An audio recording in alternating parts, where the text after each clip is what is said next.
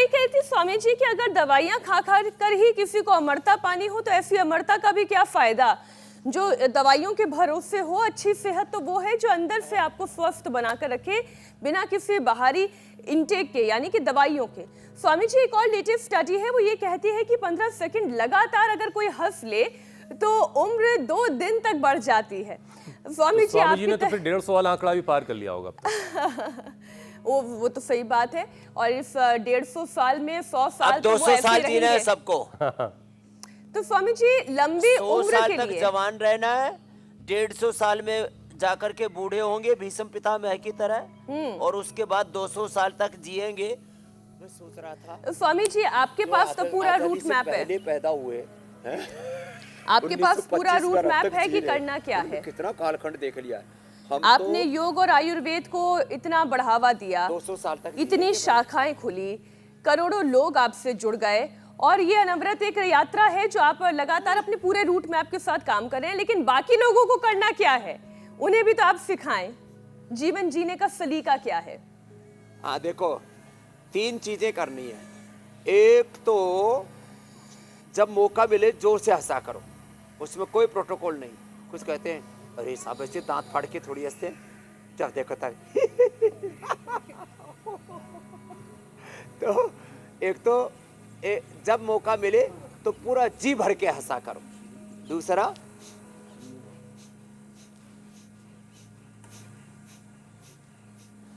दूसरा मुस्कुराया करो। ये तो पूरा दिन भर रह सकते हैं। हाँ बाबा इधर आओ, लो गिफ्ट दे दो भाई इसको, लो। तो हाँ गिफ्ट तो सबको अच्छा लगता है, लेकिन ये चॉकलेट वाला नहीं, ये बाल प्रास वाला है। 100 साल ये बुढ़िया नहीं होगी फिर, ये हमारी आर्या गुड़िया। तो सुनो, ऐसे जैसे बच्चे बैठो डॉक्टर साहब यहीं आप। हाँ आप मुस्कुराते बड़े अच्छे लग रहे हो। हाँ तो आजकल मैं डॉक्टरों को इसलिए सामने रखता हूँ, अरे ये तो सब डॉक्टर भी बड़े और ये हैप्पी डॉक्टर है। कुछ तो डॉक्टर में देखता हूँ इतने स्ट्रेस में रहते हैं, मनहूस से खड़ूस से, उनको देख करके आदमी ऐसे ही डर जाए, ऐसे ही बीमार हो जाए। देखो कितनी खुश है, क्या नाम है? ये आराध्या कितनी खुश है, कनका कितनी खुश है, और क्या नाम है? अनुष्का कितनी खुश है, और ये सब माताएं बहनें कितनी खुश हैं। अच्छा बहनें तो खुश रहती हैं, आप भी खुश रहते हैं ना भाई साहब? अच्छा अच्छा अच्छा अच्छा। और बोले बाबा जी यहाँ करके तो और खुश है। तो एक है ठेका लगा के हंसना, एक है मंद मंद मुस्कुराना, और तीसरा है दांत बंद करके भी, वो भी अंदर से हंसी चलती रहती है, और जो है पूरा अंदर तक ली भर के ली, और पूरा अंदर का सब। तो एक तो खुश रहना है, लंबा जीना, और क्वालिटी लाइफ जीनी, प्रोडक्टिव लाइफ जीनी, क्रिएटिव इनोवेटिव लाइफ जीनी है। ऐसा जीवन जीना है कि जिसमें इतना अच्छा करें। देखो आदमी अपनी, और खुश रहना तो ऐसा है कि जैसे आसमान से बारिशें बरसती हैं, सूरज की रोशनी मिलती है, कुछ करना नहीं, बढ़ती चली जाए।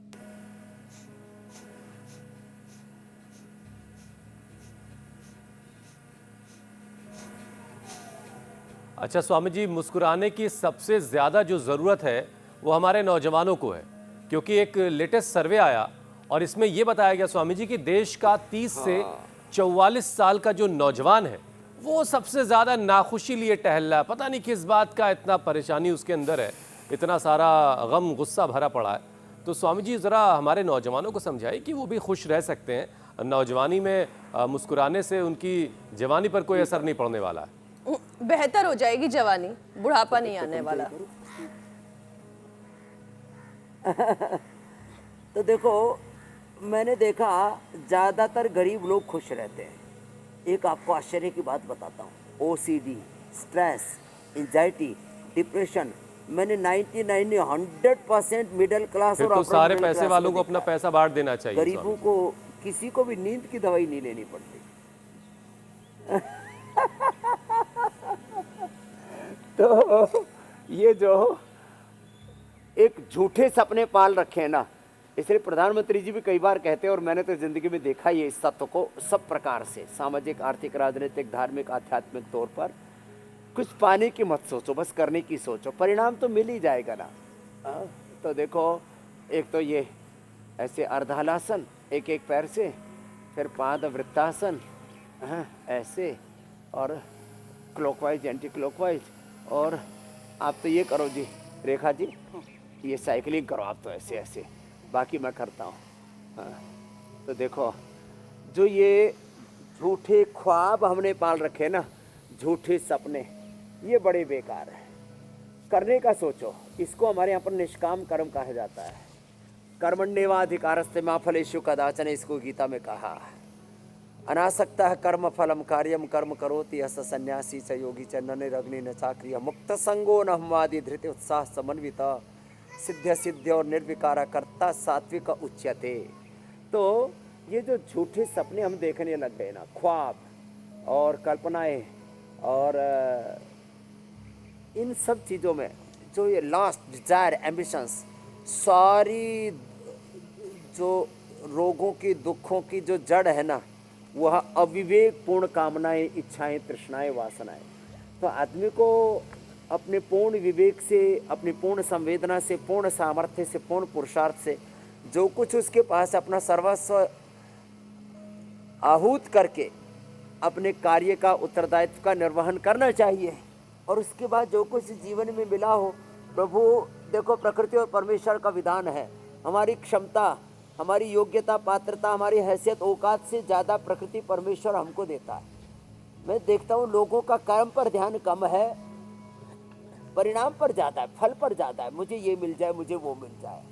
तो हमने तो देखो कर्म किया है, और कर्म करके इतना कुछ भगवान ने हमको दे दिया है, हम तो इतने खुश हो रहे हो, उससे हमने लाखों करोड़ों लोगों को खुशियाँ दी हैं कि वह अपने पास में थोड़ा था तो थोड़ी सेवा कर लेते थे, अब ज़्यादा है, भगवान ने लाखों करोड़ों दे दिए, हजारों करोड़ दे दिए, अब आगे लाखों करोड़ भी भगवान देंगे, अभी 1 लाख करोड़ के पार तो पहुँच ही जाएंगे, और ज़्यादा लोगों का भला करेंगे। तो भाई आपके पास जो कुछ है उसको बांटते चलो, बटोरते मत चलो, लेते क्या नहीं, बात, क्या बात। देते चलो, और अपना ज्योति लक्ष्य से ऐसा ज्योत बनाओ कि जगाते ऊपर वाला चलो। खुद तुम्हारी मदद करे।